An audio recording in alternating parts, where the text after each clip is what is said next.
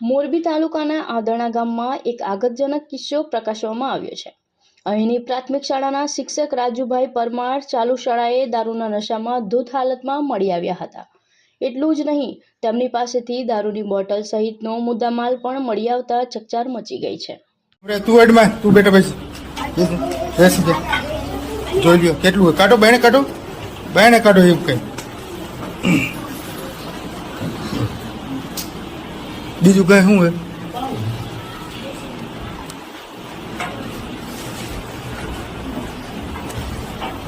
બેસી જાવ બેટા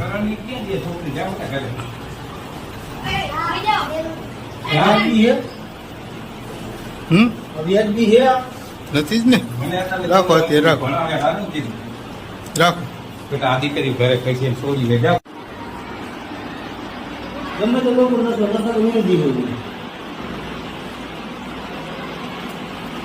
કરવું હોય તો મને લખી દો।